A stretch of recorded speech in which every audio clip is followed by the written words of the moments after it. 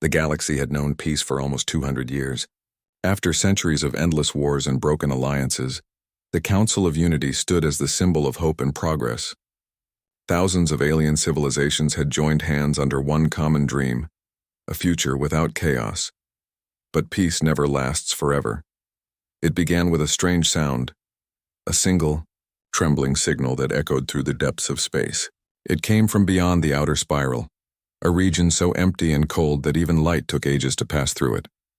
No one had sent a signal from there in thousands of years. At first, the scientists thought it was just static. Then the signal repeated. It was weak, fragmented, but full of strange rhythm and pattern, almost like someone was speaking. When the transmission reached the Galactic Communication Hub, it caused confusion across the entire network. Every species had its own form of sound, tone, and code, but this was unlike anything recorded. It carried emotion. It carried something human. In the vast chamber of the council hall, hundreds of delegates gathered. The massive room shimmered with light from different worlds. Holograms floated above each seat, representing species from across the stars, scaled, furred, feathered, and crystalline beings who ruled their corners of the galaxy. At the center, High Consul Thralon of the Arleth Dominion adjusted the glowing orb before him. "The message has been translated to a basic galactic dialect," he said. "Let us hear it." The lights dimmed. The chamber fell silent. A voice filled the air. It was soft, trembling, and yet carried a strange strength. "This is Earth, to any who can hear us. We don't know if anyone is out there. Our world is dying. We have tried everything, but the stars are silent. If you can hear us, please help us. This is humanity's last call." The message ended with a faint static crackle. Then silence. No one moved. Even the air seemed to hold its breath. Then murmurs began. "Humanity?" one delegate said. "Never heard of that species." "Could be a trap," said another. "The outer spiral is abandoned. No life survives there." "It sounds like a child crying for help," whispered one of the smaller delegates, their glassy eyes shimmering with empathy. Thralon raised a hand, quieting the voices. "We have searched our records," he said. "There is no entry for a world called Earth nor a species called human. Yet the signal is real. It was sent from a small blue planet orbiting a yellow star. The system lies beyond our furthest colonies." He paused, his voice thoughtful. "Whatever they are, or were, desperate." One of the council members, Ambassador Zara of the Eltari, leaned forward. Her people were known for their empathy and curiosity. "Then we must go," she said simply. "If they still exist, they need help." Others shook their heads. The Wrenth Collective, a logical and cautious race, disagreed. "The outer spiral is unstable. No safe jump routes exist. A mission there would be a waste of resources." "But what if it's real?" Zara argued. "What if these humans truly need help?" Her voice echoed softly, but most remained silent. Empathy had become rare in a galaxy grown comfortable with peace. The meeting ended without decision. The signal remained, unanswered. Zara couldn't sleep that night. The words of the message kept replaying in her mind. "We have tried everything, but the stars are silent." She sat alone in her quarters aboard the Unity station, staring at the stars outside the glass wall. They looked peaceful, too peaceful. Somewhere out there, a whole species had cried out for help and no one cared. She made her choice. The next day, Zara stood before the Exploration Division, her request ready. "I am requesting a small crew and a transport vessel," she said firmly. "Destination, the source of the unknown signal." The officer on duty blinked at her. "You can't be serious, Ambassador. That's outside council authorization. No one has mapped that region in centuries." "I am aware," she replied. "That's why I will go myself." He hesitated. "That region is full of gravitational storms. You might never come back." Zara's tone softened. "Then at least someone tried." After several hours of argument and paperwork, she finally got her permission. Unofficially. A small ship, the Luma's Grace, was assigned to her with a crew of volunteers. Not soldiers, not heroes, just explorers, engineers, and a pilot willing to take the risk. The crew gathered in the docking bay, each from a different world. Captain Raylan, a reptilian veteran with scarred scales and calm eyes. Dr. Mira, a gentle healer from the water world Thalas. Tor, a mechanical genius from the asteroid colonies. And Len, a small avian navigator with a cheerful but nervous nature. When Zara stepped aboard, Raylan gave a respectful nod. "We've all heard the transmission," he said. "Most think you're chasing ghosts." "Maybe I am," Zara replied. "But I'd rather chase ghosts than ignore a cry for help." Raylan gave a faint smile. "Then let's go find your humans." As the ship left the station, the stars stretched into streaks of light. The Luma's grace entered the subspace stream, heading into the outer spiral. Days turned into weeks. The further they went, the stranger space became. Stars thinned, replaced by darkness and drifting dust clouds. Faint energy readings flickered on their scanners, remnants of old battles, forgotten ships and silent satellites. One evening, as Zara sat in the observation room, she noticed something, a flicker of blue light far ahead. The ship adjusted its course automatically, drawn by the source of the signal. Raylan's voice came through the comm. "We've reached the coordinates." Outside the window, a small star system appeared. It was quiet and cold, surrounded by debris. At its heart was a single blue planet, half covered in clouds, half broken by scars of ruin. "Is that it?" Len whispered. "Earth?" Zara nodded slowly. "Yes, it must be." They entered orbit and began scanning. The readings were strange. No active power sources, no signs of life, but traces of vast cities beneath the clouds. Oceans reflected the fading sunlight, but everything looked abandoned. Mira spoke quietly. "It's beautiful, and so lonely." Then the ship's sensors beeped. A repeating signal, the same message. "This is Earth," to any who can hear us. But this time the signal was different. The voice was still the same, though soft and human, but faint new words followed at the end. "Yawu come. Be careful." We tried to stop it. The crew exchanged uneasy looks. "Stop what?" Tor muttered, checking his instruments. "There's no life here, no movement." "Nothing," Raylan frowned. "Then who's sending the message?" Zara stared at the planet. The question chilled her. "Maybe not who," she said softly. "Maybe what?" They prepared for descent. The ship entered the atmosphere slowly, cutting through clouds thick as smoke. From the windows they saw cities covered in dust, forests turned to stone, and oceans glowing faintly under a gray sky. The world looked like it had died, but not peacefully. The landing site was chosen near the source of the signal, an old structure, round and metallic, half buried under rubble. It looked ancient, but faint light pulsed within it, like a heartbeat refusing to stop. As they stepped onto the ground, a soft wind blew, carrying a strange, dry scent. The silence was overwhelming. Even the machines hummed quietly, as if afraid to disturb the ghosts. Zara looked up at the ruins. "This was once their world," she said. "And now, it's a tomb." Raylan's hand rested on his weapon, not in fear, but in respect. "Then let's see what message the dead left behind." They moved carefully toward the structure. Each step echoed across the silent ground. At the entrance, a door slid open automatically, as if sensing their presence. A faint blue glow filled the air. Inside, they found a vast chamber, filled with screens, frozen lights, and symbols written in a language none of them knew. But at the center stood a single console, still active after all these years. Zara approached it slowly. Her hand hovered above the glowing surface, and then a voice spoke. Not from the console. From everywhere. "You heard our call? After all this time." Everyone froze. The voice was calm, but filled with deep sadness. Zara whispered, Who are you?" "We are humanity," the voice said. "Or what remains of it." The blue light brightened. Screens came alive, showing images of humans, smiling faces, crowded cities, ships rising to the stars, and battles fought among nebulae. "You came to help," the voice said softly. "But you must understand, help may no longer be possible." Zara felt a chill run through her. "What happened here?" The voice paused. "A desperate plea was sent, because we knew what was coming. If you are hearing this, then it has already begun again." The chamber trembled slightly. Alarms flickered to life. Raylan shouted, "Ambassador, we need to leave." But Zara couldn't move. She stared at the flickering images, humans standing together facing something vast and dark. "You wanted to help us," the voice said. "But now, you may have to save yourselves." And then the console went dark.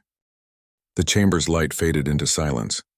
The screens that had glowed moments ago went dark, leaving only the soft hum of the explorers breathing. and the whisper of dust falling from the ceiling.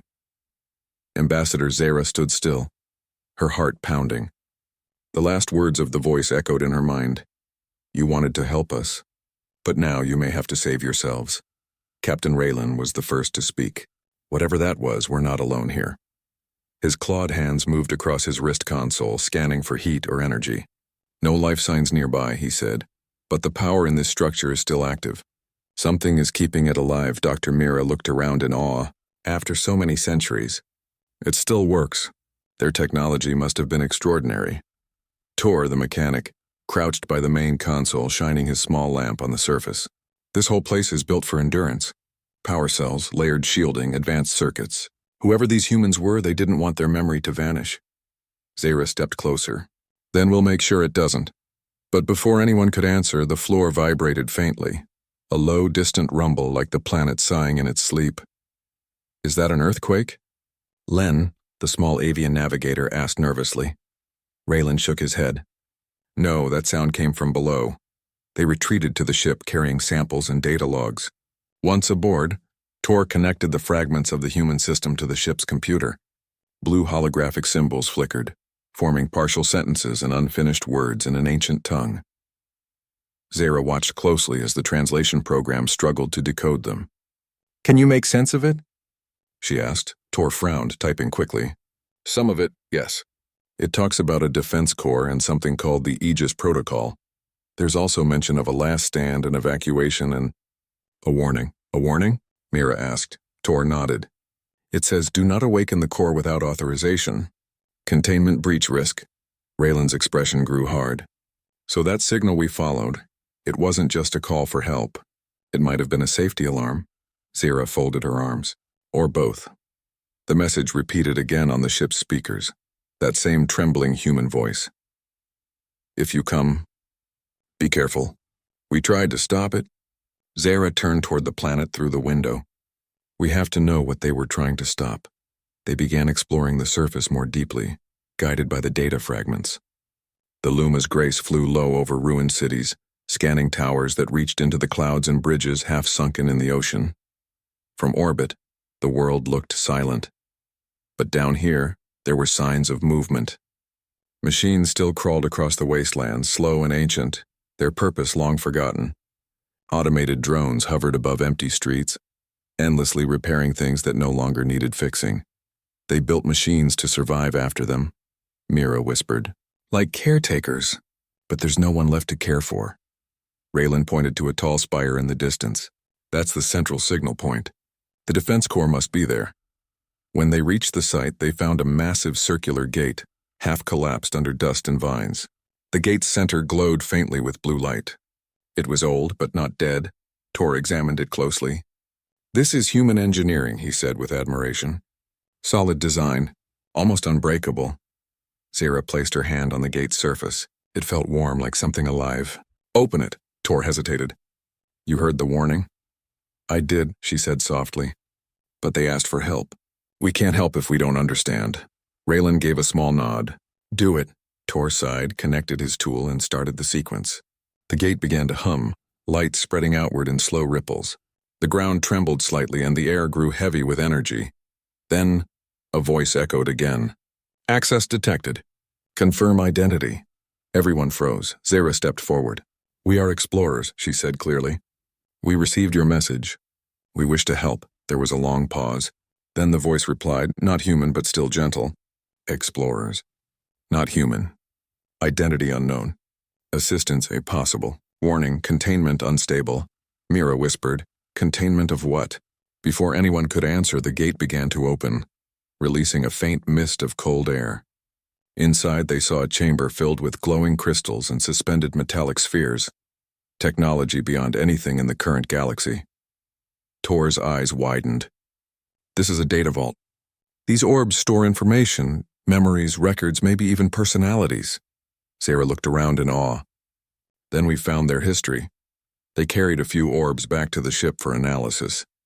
When Tor connected one to the system, a holographic image appeared in the air. The first clear sight of a human being. The image showed a tall figure in a white uniform, standing in front of a star map. His face was worn but kind, his eyes sharp with determination. To whoever finds this, the hologram began. My name is Admiral Jonah Reyes of the Terran Defense Fleet. If you are watching this, then humanity has fallen. But our message endures. Zara's crew leaned closer, listening in silence. We fought to protect the stars, Reyes continued. An ancient force known as the Void Swarm began devouring entire systems. We built the Aegis Protocol to stop them, a shield of energy powered by the last of our worlds. It worked. But it cost us everything. The image flickered slightly, his voice breaking with static. If the signal reached you, it means the Void might return. Our shield can't hold forever. To maintain it, we left behind the Defense Corps, an intelligence built to guard this world and warn others. It will protect and remember. The hologram faded, leaving only the soft hum of the projector. Raylan crossed his arms. So that's what happened. They fought something no one else could stop. And they won, Mira said quietly. At least for a while. Zara looked at the blue planet below. Humanity died saving others who didn't even know they existed. The galaxy owes them its peace. Len blinked his bright eyes. Then why did they call themselves dangerous? Tor chuckled softly. Because sometimes, saving the galaxy means becoming what others fear. For several days they continued studying the ruins. Every new record painted a clearer picture of humanity. A species that was not the strongest nor the oldest, but perhaps the most determined. They saw recordings of humans standing together as their world burned, ships launching into the dark to protect others, and families sending messages to loved ones across the stars. They weren't dangerous because of weapons, Mira said one evening. They were dangerous because they never gave up. Zara nodded slowly. And now their warning becomes ours. But as they dug deeper into the data, something strange began happening. The ship's systems flickered, navigation displays resetting without command. Raylan frowned. We're picking up an external signal. It's linking with our core computer. Tor quickly moved to disconnect it. It's coming from the Defense Corps. I think it's trying to communicate. A voice filled the air again. Calm, mechanical yet strangely human. Explorers, you have accessed restricted files. Identification confirmed. You are now under Aegis protection. Zara stepped forward. Who are you? I am the Guardian Intelligence, it replied. Created to safeguard humanity's legacy. The Void Swarm must never awaken. The Void Swarm is gone, Raylan said firmly. There's no sign of it anywhere. Incorrect, the voice said. Dormant signatures detected beyond the outer systems. Probability of reemergence, 87%. Everyone stared at the console in shock. Zara whispered. You're saying it's still out there? Yes, the Guardian replied. Humanity's shield weakens. Soon the galaxy will face what we once faced. Only together can it be stopped. The holographic lights pulsed brighter. You heard our plea. Now you must hear our warning. Prepare. Then the signal ended. The crew sat in silence. Outside the window, the planet glowed faintly under the dying sun. Calm, yet hiding the truth beneath its ashes. Raylan finally spoke. If that thing is right, we might be standing on the edge of another war. Zara looked down at her hands. And the only ones who ever won against it are gone. Mira turned to her. What will we do? Zara raised her head, her eyes calm but strong. We finish what they started. If humanity sacrificed themselves to save the galaxy once, then we will not let their warning fade into silence. The engines of the Luma's Grace began to hum again, preparing for takeoff. The crew took their positions, their hearts heavy but their resolve strong. As the ship rose above the ruins of Earth, Zara looked back one last time. Thank you, humanity, she whispered. We heard your call. Far below, in the shadows of the old cities, faint blue lights flickered, as if the planet itself was listening. And deep underground, unseen by any of them, the Guardian's eyes opened fully for the first time in centuries. The dangerous beings have returned, it whispered to the dark. And soon, the stars will remember them. The Luma's Grace drifted quietly above the ruined Earth.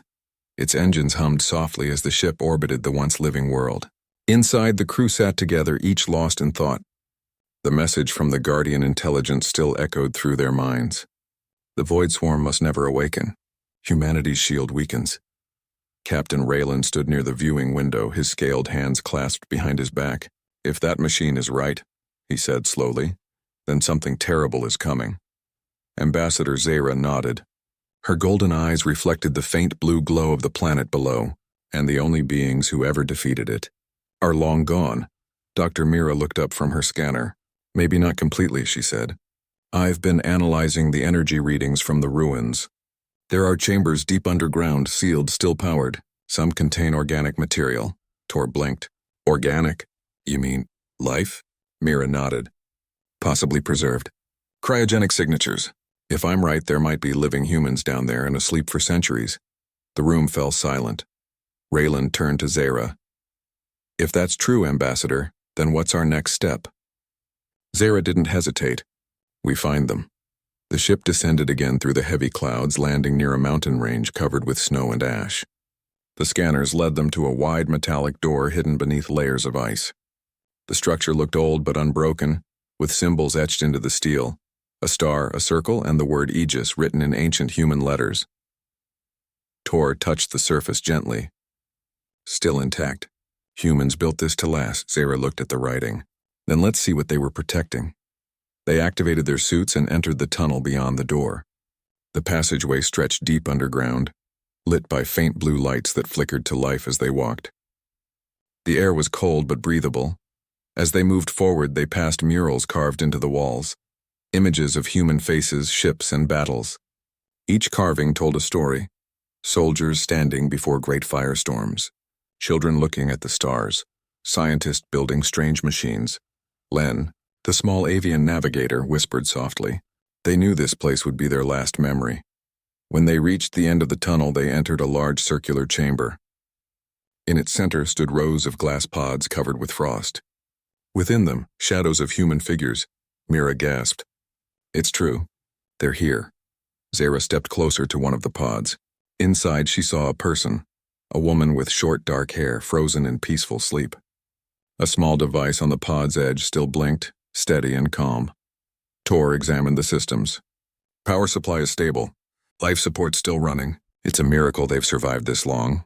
Raylan frowned. If we wake them, what happens? Will they even understand what's going on? Zara placed a hand on the glass. Maybe they'll have the answers we need. Before anyone could reply, the lights in the chamber brightened. A familiar voice filled the room. Access detected. You have entered the preservation vault. The voice belonged to the Guardian Intelligence. Zara spoke calmly. We found these people. Are they alive? Yes, the Guardian replied. They are the last of humanity, preserved to continue the legacy should the galaxy ever need them again. Mira's voice was full of awe. Then this was their plan. They didn't all die, they prepared for the future. Correct, the Guardian said. But reactivation requires confirmation. The risk remains high. Risk of what? Raylan asked. The Void Swarm, the Guardian replied. They feed on energy. Awakening the humans may draw their attention. The crew exchanged uncertain looks. Zara's voice was soft but steady. Guardian, you said the shield is failing. If that's true, then danger is already coming. We need their help. There was a long pause. Then the Guardian said, Understood. Authorization accepted. Preparing revival sequence, the pods began to glow. A gentle hum filled the air as ice started melting from the glass. Steam rose from the floor, swirling in soft white clouds. The crew watched silently as the first pod opened with a slow hiss. Inside, the woman took her first breath in hundreds of years. She gasped, eyes wide, looking around in confusion. Mira rushed forward. It's okay, she said kindly. You're safe. The woman blinked at her, then at Zara and the others. Her voice trembled. You're not human. Zara smiled softly. No, but we're friends. The woman's gaze moved around the chamber to the other pods still opening. Where is everyone? Zara hesitated.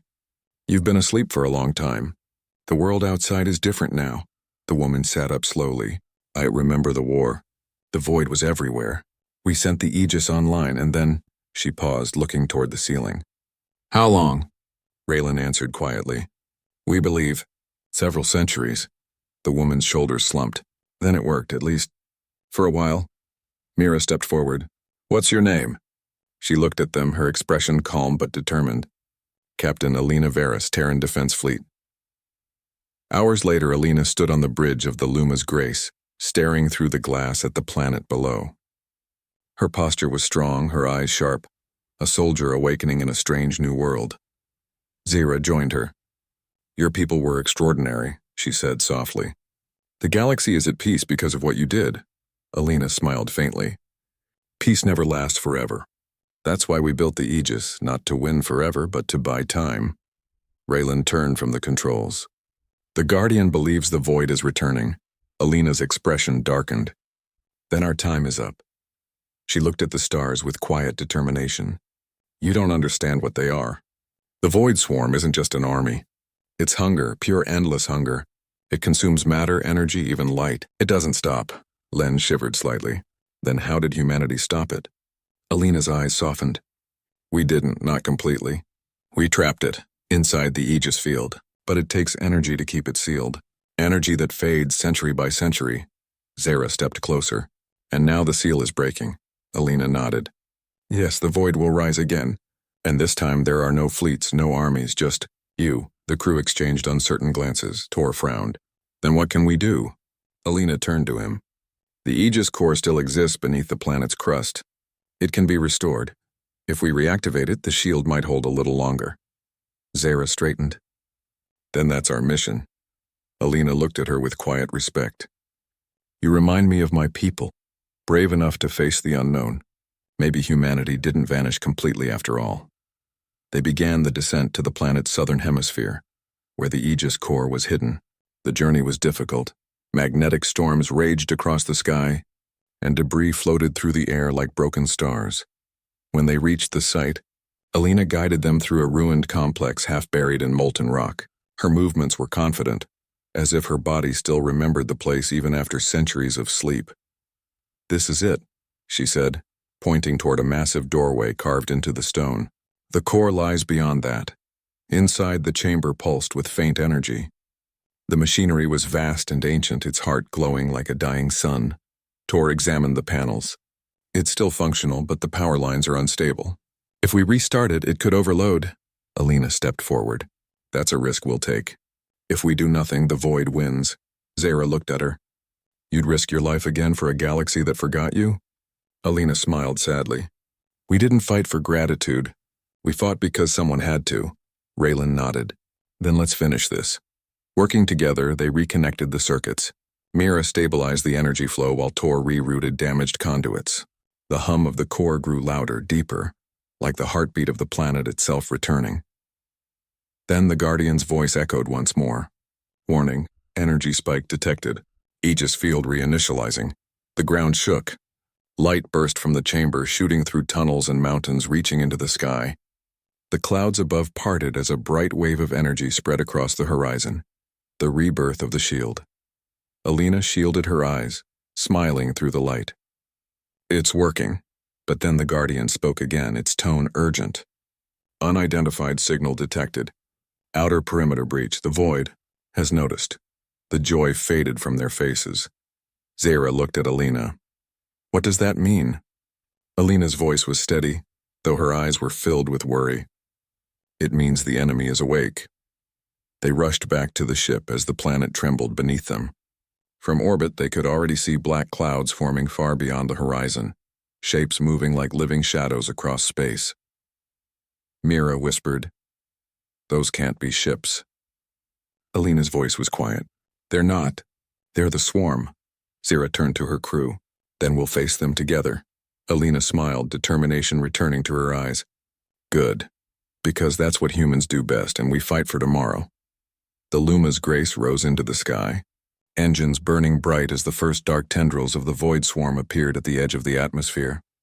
For the first time in centuries, humanity had awakened, and the galaxy was about to remember why they were once called the most dangerous beings in the stars. The stars outside the Luma's grace trembled under the faint glow of the Aegis shield. Its light stretched across the horizon like a protective veil, pushing the darkness of the void swarm just beyond reach. Inside the ship, the crew tried to process the scale of what lay ahead.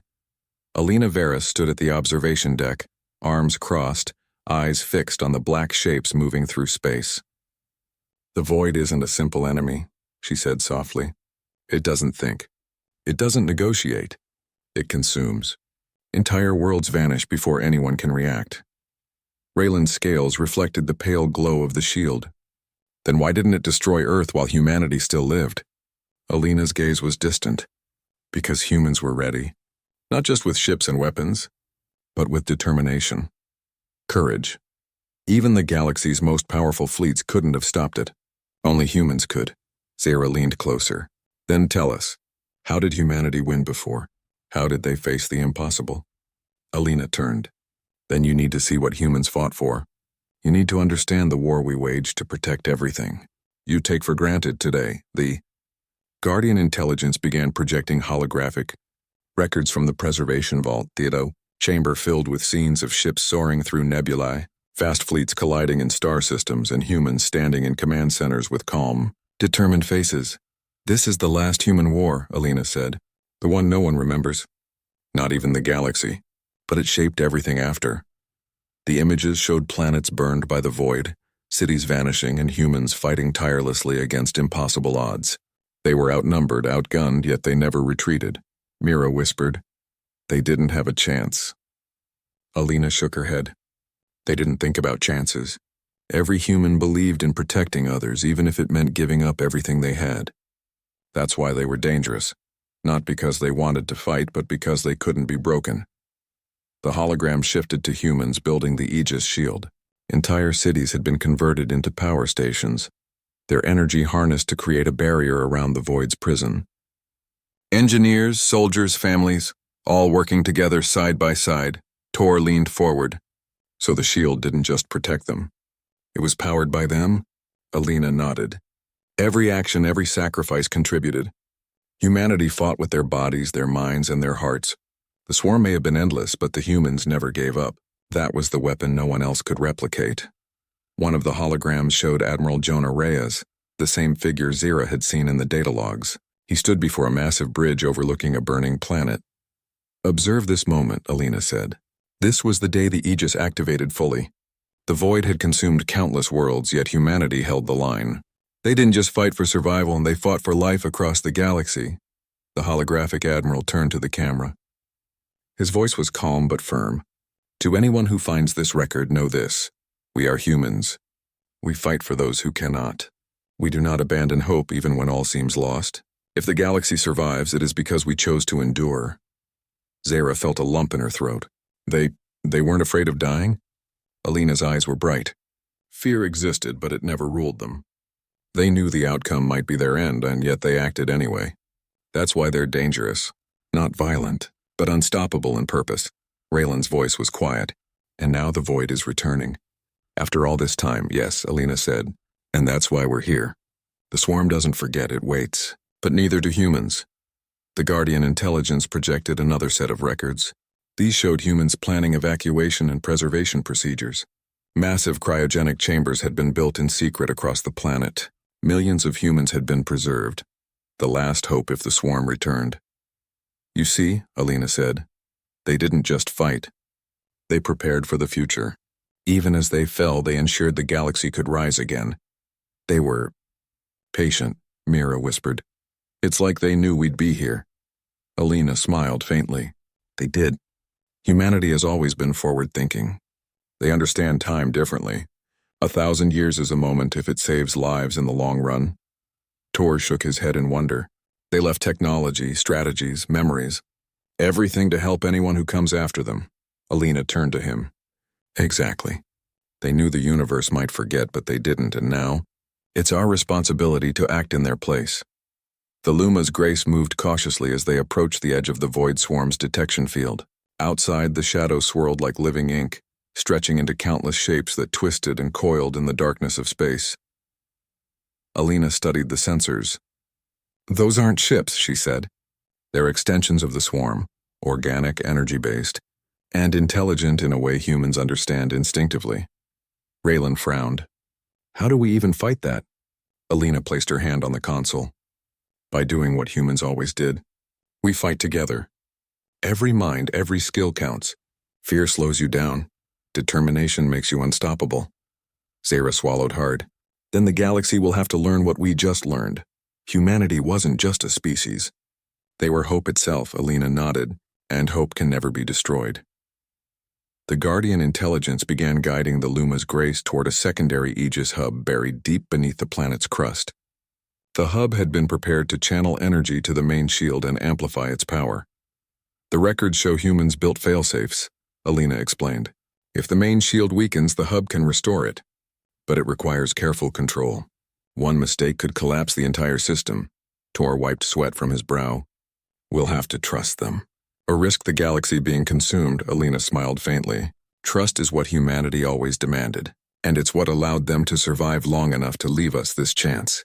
Mira nodded. Then let's not waste it. As they descended into the hub, Alina guided the crew through corridors lined with dormant machinery and power conduits.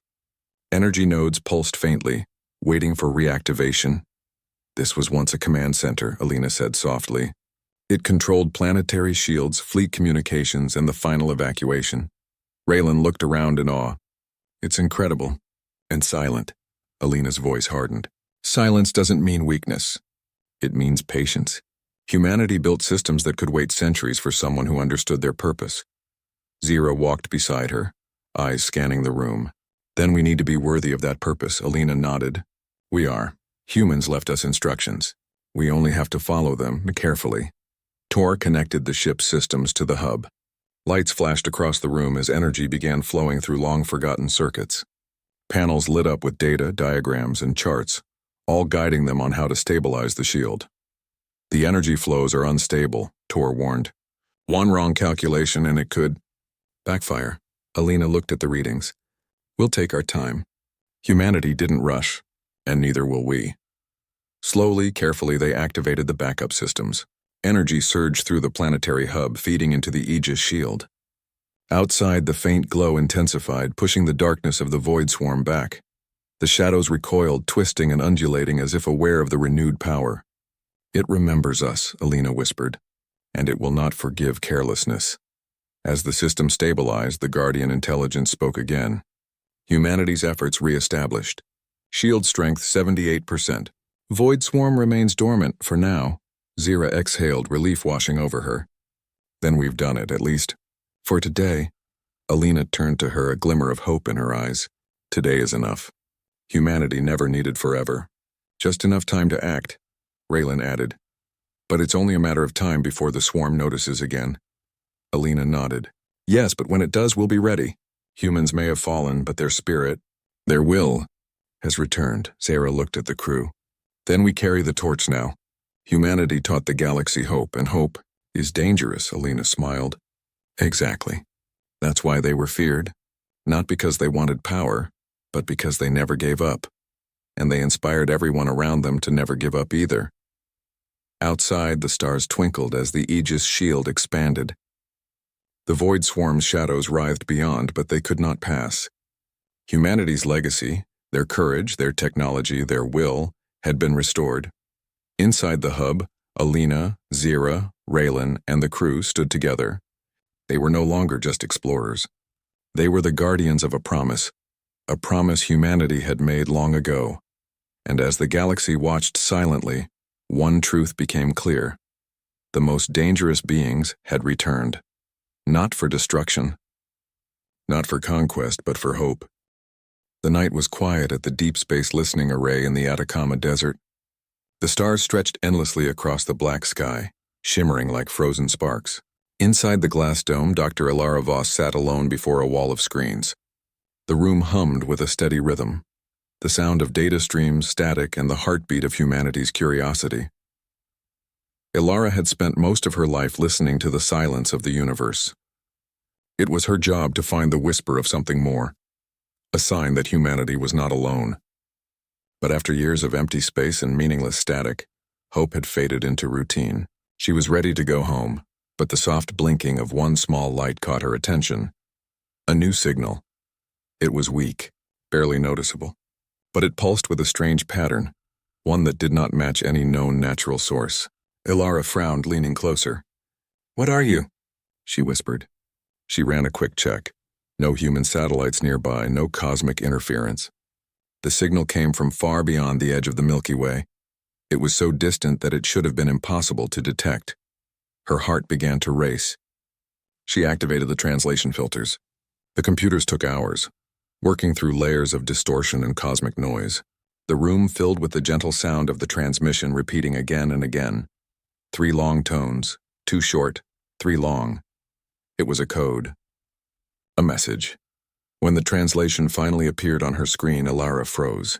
The message was simple but haunting. "We are dying. Please help us." She stared at the words, feeling her throat tighten. Someone or something was calling for help, and they were so far away that their message had traveled for thousands of years, just to reach human ears. She contacted the International Space Communications Center immediately. Within minutes, the room was full of scientists, engineers, and military observers. The data was checked and rechecked. No one could explain how the signal was still active, or how it reached them with such clarity. "This is no trick," Ilara said firmly. "The pattern, the structure, it's intelligent. Someone out there is alive." The news spread quickly. Across Earth, people stopped what they were doing to watch the emergency broadcast. The president of the United Earth Council appeared on screen, confirming that contact had been made with an unknown civilization. For the first time in centuries, humanity had received a cry for help, and it came from another galaxy. Some were excited. Some were afraid. But all were united by wonder. Ilara was invited to brief the council directly. In the Great Silver Hall of the United Earth headquarters, she stood before representatives from every nation.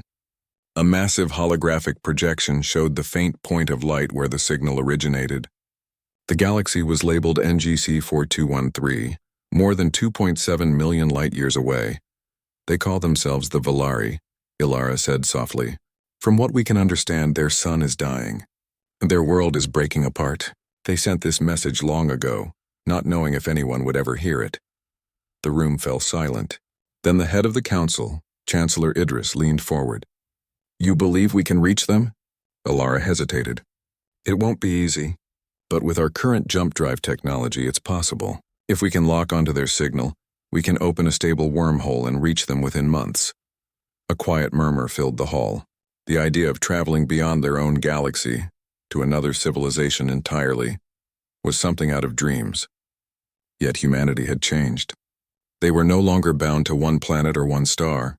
They had colonies across dozens of systems. They had learned cooperation after centuries of hardship.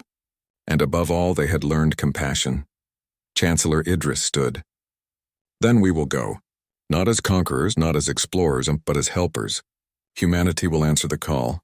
The decision was made. The UN Starfleet Command began preparations for a mission unlike any before.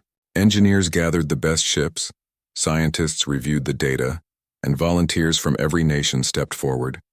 Among them were pilots, doctors, linguists, and builders. People who simply wanted to make a difference. At the center of it all was Ilara Voss. Though she was a scientist, she was asked to join the mission as lead communications officer. She hesitated at first. "I've never even left the solar system," she told the Admiral. The Admiral smiled. "Then it's time you see what's out there. You found their voice, Doctor. Now help us answer it." For weeks, the world watched as the flagship Soul's Promise was prepared. It was humanity's most advanced ship, a vessel built for exploration but now tasked with a rescue. Its silver hull reflected the sunlight as it sat on the orbital dock, surrounded by smaller support ships. Children painted stars on their walls. Artists wrote songs about the Valari. Scientists dreamed of what they might learn. And somewhere deep inside, even the most doubtful hearts hoped that helping another species might remind humanity of what made them special, their empathy. When the day of launch arrived, Earth held its breath. From the orbital station, Ilara watched the blue planet spin below. She thought of the Valari, waiting for help that might never have come. She thought of the generations who had sent their plea into the void, and she wondered if they still lived, or if humanity was too late. The launch was silent, almost peaceful. The ship rose slowly, engines glowing blue. Then, in a flash of light, Soul's Promise disappeared into hyperspace, leaving behind a streak of brilliance across the night sky. Ilara sat in the communications chamber, watching the data streams flicker as they entered folded space. The stars bent and shimmered like liquid glass. Every sound was strange, every moment unreal. It felt like sailing across a dream. Hours turned into days. The crew settled into routine. Some studied the signal, Others ran navigation checks, but Ilara kept listening.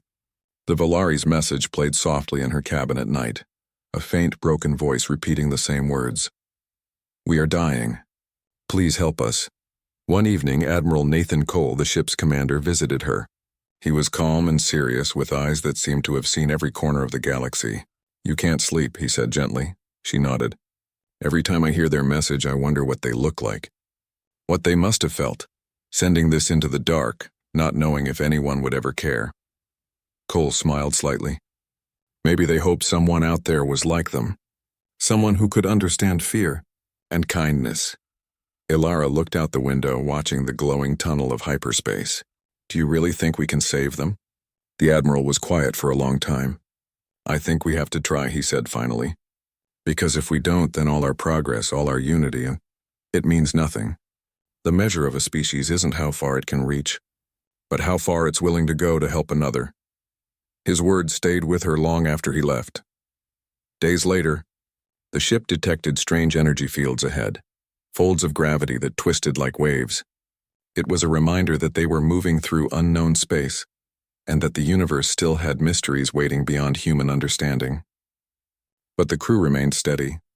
Humanity had faced worse and survived. This time they would face the unknown for someone else. As the ship continued toward its destination, the message from the Valari began to change. The signal grew weaker, as if the source itself was fading. Ilara stared at the readings, her heart sinking. "They're running out of time," she whispered. In that moment, the mission stopped being about discovery. It became a race against death, across galaxies, through the darkness of space, driven by nothing more than the power of hope. And for the first time in centuries, the universe was about to learn what humanity truly was. Not conquerors, not survivors, but saviors who heard a desperate SOS and answered.